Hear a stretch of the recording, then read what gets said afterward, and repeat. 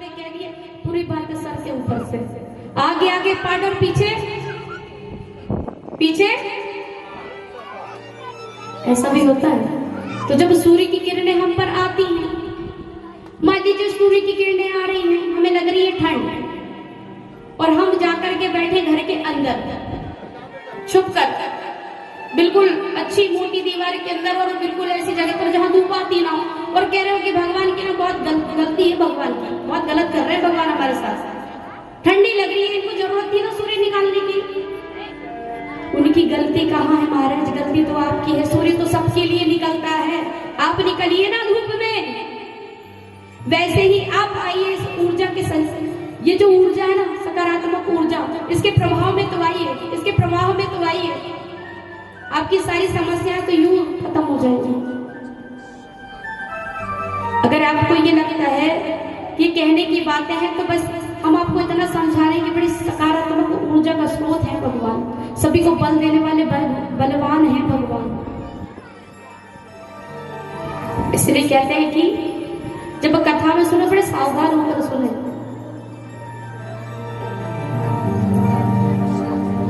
और जैसा कि हम कथा में थे,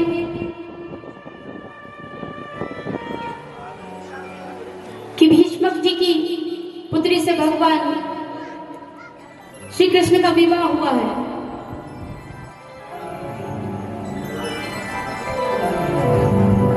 रुक्मणी जी को हम सभी जानते हैं कि रुक्मणी जी साक्षात लक्ष्मी का स्वरूप है, और लक्ष्मी जी नारायण के साथ ही शोभा देती है, शिशुपाल जैसे लोगों के पास नहीं। और अगर मान लो ऐसे लोग चेष्टा करते भी हैं, तो भगवान उनका हरण करके ले जाते हैं, जैसा कथा में आपने सुना। तो आप कहेंगे कि भगवान ने तो हरण किया तो गलत किया, पर आपने ये नहीं देखा कि उन्होंने निवेदन किया है कि भगवान आप हमें अपने चरणों में स्थान दे दीजिए और चरणों से दूर मत कीजिएगा। भगवान ने उनकी विनती सुनी है, वो तो सबकी सुनते हैं। इस प्रकार से अब जब हम कथा में आए हैं, तो आगे कथा में चलते हैं। इस प्रकार से भगवान ने विवाह किया है, और जैसे दाऊ भैया आए हैं, जब वापस हो रहे थे भगवान, उसी बीच में जब रथ में लेकर के और रुक्मणी जी को बैठाला है रथ में और आगे आए हैं, तो जो सिपाही थे उन्होंने घेर लिया है। कल की कथा में यहाँ तक हम पहुंचे थे, विवाह तक पहुंच गए थे, पर यहाँ से फिर से बता रहे हैं कि जब आने लगे तो उतरे में सेना के सिपाहियों ने जैसे घेरने के लिए आगे आए, तो वहां से आवाज आती है, जय जय न्यायाधीश, बोली दाऊ भैया की जय। और सभी जैसे ही आए हैं, देखा जैसे दाऊ भैया ने कि कन्हैया ने शादी कर ली, तो कह रहे हैं, अरे कन्हैया तूने शादी कर ली और मुझे बताया भी नहीं। तब कान्हा कहते हैं, दाऊ बहू है बाजू में, अभी ना डांटो, घर में चल के डांट लेना। तो कहते हैं, ठीक है कन्हैया, तू तो पहुंच, मैं तो आता हूँ, विवाह की तैयारी कर, इनको मैं देख लेता हूँ, मैं निपट लूंगा इनसे। और फिर दाऊ भैया ने जो पिटाई लगाई सबकी सबको ठिकाने लगा दिया, और पहुंचे हैं यहाँ पर। पूरी तैयारी चल रही है विवाह की, और बड़ी धूमधाम से विवाह हुआ है। और उसके बाद आप कहेंगे कि आप तो कह रहे रुक्मणी जी से विवाह हुआ है, हमने तो सुना है कि भगवान की कितनी रानियां हैं, कितनी?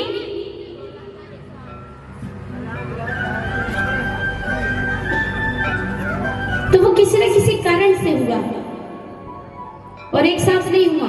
आपको पता है कि जब सुदामा जी भगवान से मिलने पहुंचे द्वारिकाधीश, जब द्वारिकाधीश जी से मिलने पहुंचे द्वारिका नगरी, तो नगरी में पहुंचे हैं,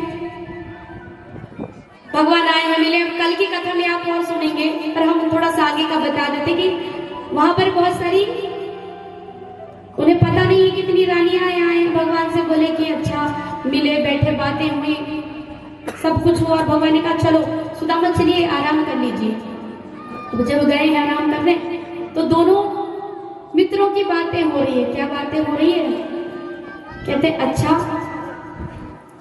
ये सब तो ठीक है, ये बताओ शादी हुई कि नहीं हुई? तो भगवान कहते हैं हो तो गई है आपकी कृपा से, अच्छी बात है। तो मिलवाओगे? हमें एक बार परिचय करवा दो हमारा, नहीं तो पता चल रहा है द्वारपालों जैसे जे भी ना भगा दे हमें कि कौन आ गया है। तो बोले सुदामा तुम्हें कहने की आवश्यकता नहीं है, मैं मिलवाता हूं, सभी को आशीर्वाद दे दे। तो सबसे पहले आइए पहले तो हम बता देते हैं कि 8 विवाह प्रभु के हुए हैं। सबसे पहले रुक्मणी मैया, उनके बाद जामवती जी, जामवती के बाद सत्यभामा, कालिंदी, मित्रवृंदा, सत्या देवी, भद्रा, लक्ष्मणा। अब ये जितनी देवियां हैं ये सभी चली आई हैं। तो सबसे पहले आई है मैया, तो जैसे ही प्रभु ने देखा है आई है, प्रणाम किया है, तो उन्होंने आशीर्वाद दिया सौभाग्यवती भव। फिर आई है, उन्हें भी आशीर्वाद दिया। तीसरी आई, जब दूसरी आई तो कहे ये कौन है भैया? ये भी है। अच्छा, तीसरी आई तो बोले ये भी, ये किनकी है? ये भी हमारी है। अच्छा, उसके बाद तो चौथी आई। सुदामा जी कहते अब ये देवी कौन है? क्या ये भी हमारी पत्नी है? अच्छा, अरे कन्हैया आजकल तो एक नहीं मिल रही है यहाँ, तो तुम इतनी नहीं आप तो आशीर्वाद देते चलो और थोड़ी शीघ्रता करो। अरे कहे ऐसे बोल रहे हो जैसे कहीं तुम्हें भागना है। नहीं भागना हमें नहीं है, थकना तुम्हें है। अरे ऐसी कोई बात नहीं है, तुम तो ठीक है राजा हो गए हो, न्यायाधीश हो गए हो, तो कर तो सकते हो। और आई, उन्हें प्रणाम किया तो उन्होंने भी कहा आशीर्वाद दिया। और उसके बाद फिर अब जैसी सास मेरी तो क्या सास में नंबर की है क्या? तो क्या ये भी ठीक है, इनको भी आशीर्वाद दो। तो आपको पता होगा कि एक दैत्य ने बहुत सारी जो रानियां हैं वो लड़ता, और जिनसे लड़ता उनके यहाँ की जितनी राजकुमारियां उनका हरण करके ले आता था।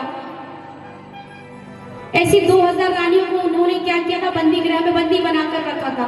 तो भगवान ने जब इन्हें छुड़ाया है, तो भगवान ने छुड़ाने के बाद और उनसे विनती की कि भगवान अब हम इस हालत में तो कहीं जा नहीं सकते, हमें आपने छुड़ा तो दिया, पर आपको हमें यहाँ से छुड़ाने का कोई फायदा नहीं है, क्योंकि हमें कोई अपनाएगा नहीं, सभी त्याग कर देंगे, क्योंकि हम इतने साल बंदी रहे हैं।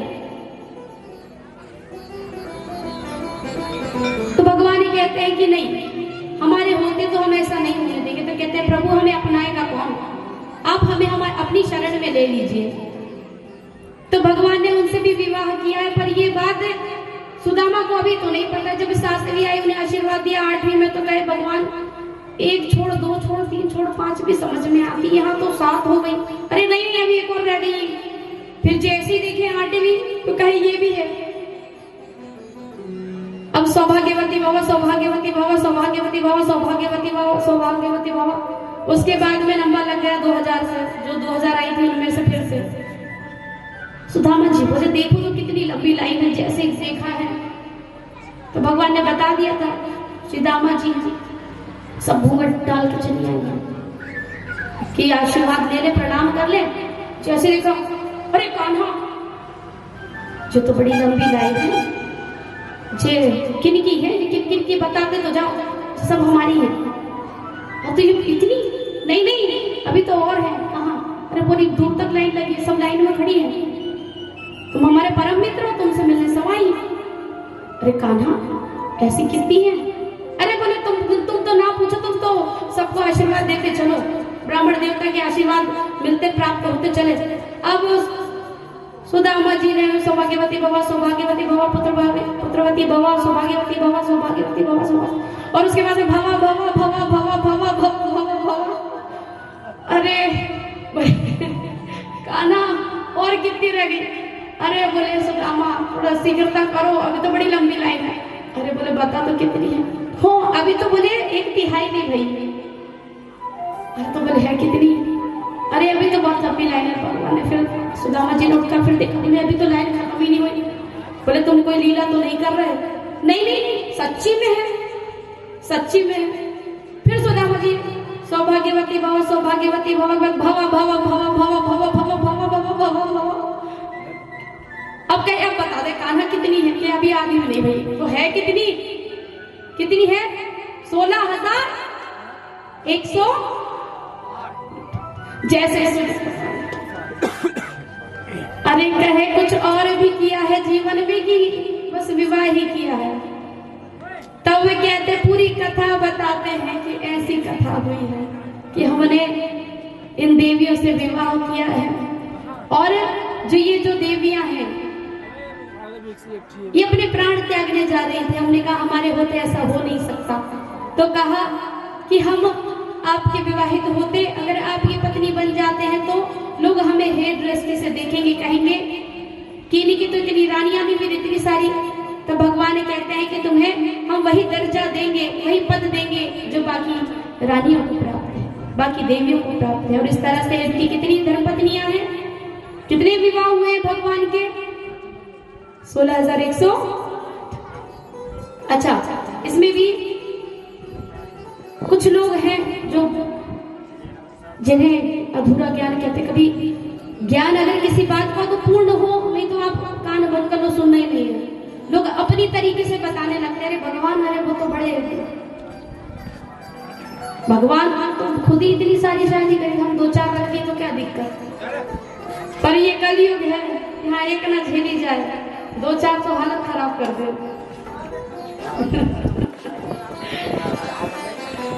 मात्र शक्तियां मजाक नहीं होती। कहते हैं ये स्वभाव है स्त्री का। ये हम नहीं कहते, आप भी नहीं कहते, जो बुद्धिजीवी हैं वे जानते हैं और शास्त्र भी कहते हैं। और स्त्री का एक मन है, उसका स्वभाव है कि निभाना हो तो एक चोर के साथ में निभा लेगी और नहीं तो राजा के साथ में नहीं निभने वाली है। उन्हें अगर व्यवहार जम जाए किसी का कि हाँ ये चोर है पर इसके साथ में रह सकती हूँ, तो वो रह लेगी। और नहीं तो अगर वो राजा के साथ भी है तो वो कुछ नहीं रहेगी, छोड़ देगी, लात मार के चली जाएगी। ये स्वभाव है। पर एक चीज और कि कई बार हम क्या करते हैं कि हम कहते हैं अरे तुम्हें ये नहीं आता, वो नहीं आता। हमारी धर्मपत्नियों को हम कमियां निकालते हैं महाराज। हमारी सबसे बड़ी कमी क्या है, गलती क्या है कि हम अपनी धर्मपत्नियों की गलतियां निकालते। गलती ये निकालते हैं कि ऐसी दिख रही हो तुम, अच्छी नहीं लग रही, आज सुंदर नहीं लग रही हो, अच्छे बन सवर के रहा करो सुंदर। फिर कहते हैं खाना बिल्कुल अच्छा नहीं बना रही हो, फेंक दो खाना, इतना बुरा खाना बना रहा है। ये कपड़े कैसे पहने तुमने, ये बिंदी किस रंग की लगाई है, ये लाली क्यों लगा ली तुमने, ये गले में क्या पहना है, हाथ में क्या पहना है। देखिए वो उनके श्रृंगार है, उनके लिए ही बने हैं। 16 श्रृंगार हर कोई नहीं करता, करता कौन है? सुहागन। वे अपना पतिव्रत धर्म को निभा रही है। पर आप कमियां गिना रहे हो तो एक बात कहूं, जब आप रोज रोज अपनी धर्मपत्नी की कमियां गिनाते हो तो सच कहूं पूरी दुनिया क्या कहती है, इससे उस धर्मपत्नी को कोई फर्क नहीं पड़ता कि पड़ोस वाले क्या कह रहे हैं, यहाँ तक कि सास ससुर क्या कह रहे हैं उससे फर्क पड़ता है, पर ज्यादा नहीं पड़ता। देवर देवरानी, जेठ जेठानी, ननद नंदोई, कौन क्या कह रहे हैं, पर पति क्या कह रहा है, जीवन साथी क्या कह रहा है, इससे बहुत फर्क पड़ता है। आप कहते हो अच्छी नहीं दिख रही हो, अच्छा खाना नहीं बना रही हो और आप ढंग से नहीं रह रही हो, वो सचमुच वैसी ही हो जाएगी। और एक दिन कहो ना, मेरे कहने पर कहो, उम्र में बहुत छोटी हूँ पर बहुत बड़ी बात कह रही हूँ, 4 से 5 दिन तारीफ करके देखिए, अरे सुनती हो, तुम तो खाना बड़ा अच्छा बनाती हो, कितनी सुंदर हो, तुम्हारे जैसा तो कोई है ही नहीं। सच नहीं तो झूठ ही तारीफ कर दो। कितने दिन करनी है? मुश्किल से 8 से 15 दिन।